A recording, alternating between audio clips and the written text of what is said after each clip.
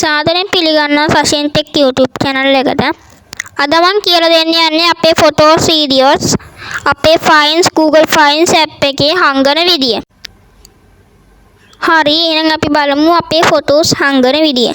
මුලින්ම අපි Google Files app එක හොයාගෙන ඒක උඩ ටච් කරලා app එක ඕපන් කරගමු. ඊට පස්සේ පල්ලෙහා තාම තියෙනවා collections කියලා. ඒකේ තියෙන save කියලා.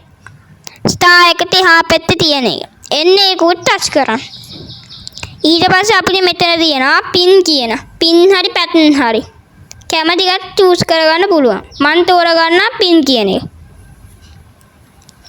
ඊට පස්සේ අපිට මෙතන pin එකක් අතුලත් කරන්න පුළුවන්. මම දානවා 15යි 6. හරි. ඊපස්සේ ඒක ආයි ගහන්න.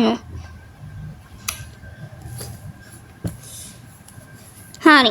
ඔන්න දැන් ආවා. දැන් අපි මෙන්න මේ ඕකේ කියන එක දෙමු. දැන් හරි. දැන් අපි මේ app මේකෙන් මෙන්න මේ ඊතලයේ දීලා අයින් වෙමු. ඊට පස්සේ අපි බලන්න අපේ කැමති ෆොටෝ එකක් උඩ අපි ටච් කරගන්න ඕන. අපිට හංගන්න ඕන ෆොටෝ එක. ඊට පස්සේ මෙන්න මේ අයිනේ තියෙන ඩොට් තුන දෙන්න ඕන. ඊට පස්සේ දැන් මෙතන තියෙනවා move to save folder කියලා. අන්න ඒක උඩ ටච් කරන්න ඕන. ඊට පස්සේ අපි දෙන්න ඕන අර අපි දාපු පාස්වර්ඩ් එක. හරි මං එහෙනම් දුන්නා. දැන් අපි next දෙන්න ඕන.